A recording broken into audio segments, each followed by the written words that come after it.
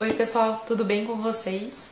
Hoje eu vim então fazer a segunda parte das leituras do mês de março. Caso você não tenha visto, eu já publiquei a parte 1, em que eu falo sobre as leituras da primeira parte de março. E é isso. Antes da gente ir para as leituras, porém, tinha uma coisa que eu queria compartilhar com vocês que eu já esqueci de compartilhar, já podia ter compartilhado no outro vídeo, que eu finalmente vi uma instalação da Marina Abramovic. Foi muito legal. E como, né, vocês me ouvem falando muito sobre a Marina nesse canal, eu achei que ia ser legal compartilhar. É uma instalação, não uma performance, não vi ela não estava lá.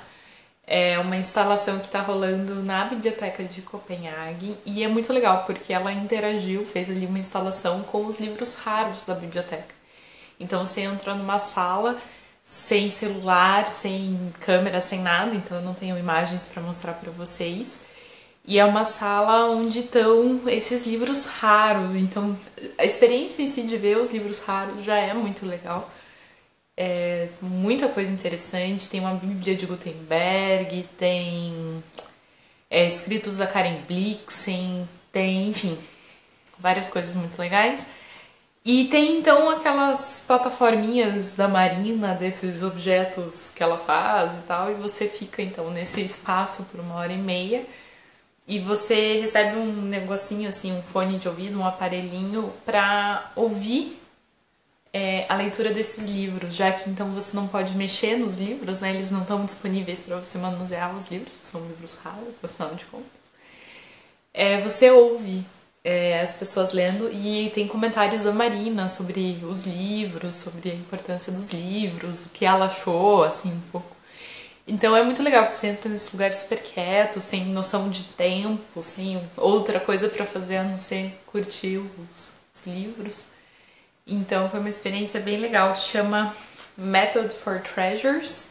Esse aqui é o panfletinho, o guia que eles entregam na exposição. Então é tipo assim, as plataforminhas, cadeiras, camas, onde a gente pode ficar. E deixa eu ver se tem uma foto que mostra a parte dos livros. Isso aqui fica ao redor, então os livros ficam meio que no centro. Ó, aqui foi quando ela montou, né? Ela esteve lá para inauguração e tal. Então é mais ou menos assim, foi bem legal. Bom, queria compartilhar com vocês. Bom, para as leituras, então, o primeiro livro que eu terminei de ler nessa segunda parte do mês foi o Frauenreisen in die Fremde, da Gabriele Haminger. Mulheres que viajam no estrangeiro, pelo estranho, alguma coisa assim. A Gabriele Haminger é uma pesquisadora austríaca que escreveu a biografia da autora que eu estou estudando, Ida Pfeiffer, que eu mostrei nos últimos vídeos. Esse aqui é a tese de doutorado dela, se eu não me engano, em que ela fala sobre as condições de viagem dessas viajantes mulheres que foram viajar pelo mundo. Fala muito sobre a escritora que eu estou estudando, que é a Ida Pfeiffer, mas fala sobre outras mulheres também. A Ida Pfeiffer, inclusive, essa que está aqui. E foi um livro muito, muito bom, muito útil para mim. Que eu saiba, não tem tradução para nenhuma língua, fora a versão original em alemão. Se alguém souber, avisa nos comentários. Ela então vai falar sobre as condições sociais, sobre as condições materiais mesmo, coisas como dinheiro, higiene, a viagem em si, sobre como era para a sociedade, como era a recepção das mulheres nessa sociedade e coisas assim. Foi um livro que eu precisei de bastante tempo para ler, eu leio um pouco mais devagar em alemão, e como é um livro bem importante para minha pesquisa também, fui lendo, fazendo várias anotações, fazendo um fichamento, enfim, pesquisas laterais e tal. Então foi um livro que me tomou bastante tempo, mas me foi muito útil. Caso alguém tenha interesse no tema aí, leia alemão, eu indico, mas é um livro bem específico, eu diria. Bom, depois disso, eu li um livro do Henrique Vilas-Matas, que é o Mac e Seu Contratempo. Foi traduzido pela Joseli Viana Batista e publicado pela Companhia das Letras. É um lançamento do ano passado. E o pessoal da Companhia das Letras foi bem legal pra mim e a gente continuou com a parceria. Então esse ano eles vão me mandar aí por um tempo os livros numa versão digital pra eu poder ler daqui. Eu achei bem legal, muito obrigada. E então esse foi o primeiro que eles me mandaram, foi um lançamento do ano passado, que eu tinha ficado com vontade de ler ano passado. É o meu segundo livro do Henrique Vilas-Matas, um escritor espanhol. É um escritor que eu já li, eu li Os Suicídios Exemplares, antes ele era publicado pela Kozak Naif. É um livro que foi um dos primeiros livros sobre os quais eu falei aqui no canal, então até posso linkar o vídeo ali embaixo, mas é bem primórdios do canal mesmo, assim. E é um livro que na época eu gostei e não gostei, eu tive uma relação estranha, né, 2012, então, né, eu acho que eu como leitora era uma pessoa muito diferente, mas eu gostei bastante desse livro, o Mac e Seu Contratempo. Deixa eu pegar aqui as minhas anotações. Mas a gente tem basicamente um livro que brinca muito com esse limite entre ficção e teoria e crítica. Ele tá muito, muito entremeado. A gente tem um personagem escrevendo um diário em primeira pessoa. E é um cara que diz ter mais ou menos uns 60 anos e que teve um problema ali na sua carreira profissional e que sempre foi leitor, então queria fazer um experimento literário. Ele inclusive brinca no começo, tem uma frase ótima do livro, que é como se eu morrer e encontrarem esse livro, vai ser um livro póstumo, mas ele brinca com a noção de fazer um livro póstumo falso, porque no fundo você pode deixar um livro pronto para ser o livro póstumo na gaveta, mesmo já estando terminado, sem estar terminado, enfim, essa brincadeira.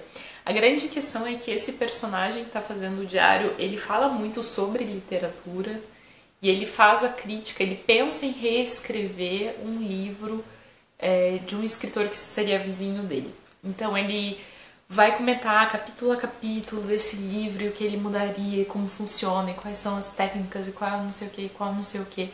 Ao mesmo tempo que ele está narrando coisas da vida dele. Mas aos poucos a gente vai descobrindo que ele também não é um narrador 100% confiável, que no começo ele fala uma coisa sobre a profissão, na realidade era outra. Enfim, é um livro com muitas camadas, é até um pouco difícil de escrever o livro, né?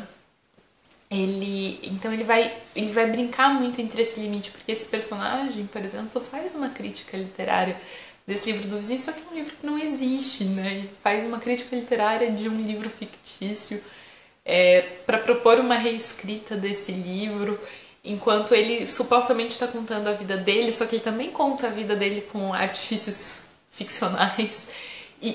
Então essas brincadeiras, assim, eu achei muito, muito, muito legal.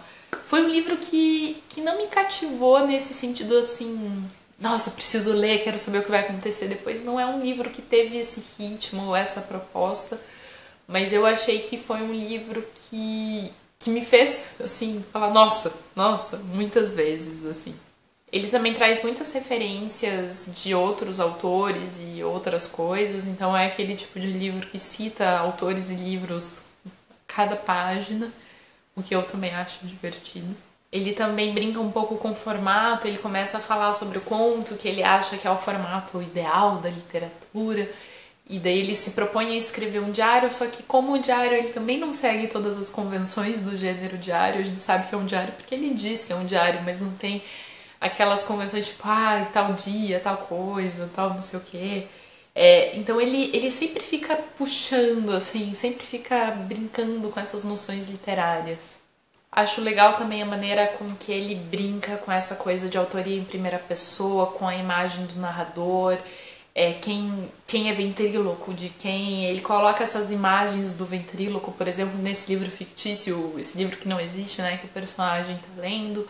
Só que isso também é uma imagem porque ele mesmo tá fazendo em termos de personagem, narrador, e quem que tá escrevendo e quem que tá contando.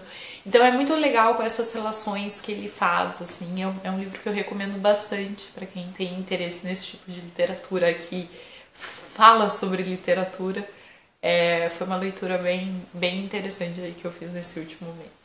E por fim, então, o último livro que eu li agora em março foi o Karate Shop, da Dorothy Nors. Esse aqui é um livro que eu comprei aqui na Dinamarca. A Dorothy Nors é uma escritora dinamarquesa. Deixa eu achar aqui, tem uma biografiazinha dela. Ela nasceu em 1970 e é considerada uma das vozes mais originais da literatura dinamarquesa contemporânea. Ela estudou bastante, tem vários livros publicados. E as traduções, esse aqui tá em inglês, tá, gente? Eu não estou lendo em dinamarquês ainda. Esse livro aqui, então, foi publicado pela Pushkin Press, que é a editora que, pelo que eu entendi, tem publicado toda a obra da Dorothy Norris em inglês. E foi traduzida pelo Martin Aitken, para o inglês. Esse aqui é um livro, então, de contos, e ele brinca um pouco com essa ideia de ele estar descrevendo uma situação que parece bastante normal, até que tem uma coisinha, assim, bem pequena, que é um pouco estranha e que muda o sentido da história. Então ela brinca com essa coisa do inesperado, digamos assim. E isso já tá na sinopse, né? Ela cria vidas comuns que têm viradas inesperadas. O que eu posso dizer? Foi legal e foi um pouco estranho ao mesmo tempo. Não foi um livro que me marcou profundamente, assim. O que eu achei legal é porque, como eu tô aqui, eu agora conheço algumas cidades, etc, é legal ver isso numa obra literária. Então ela fala algumas dessas referências e eu entendo algumas dessas referências. Isso é divertido. A estrutura do inesperado é legal e muitas vezes cria uma coisa meio engraçada, assim, nesses contos.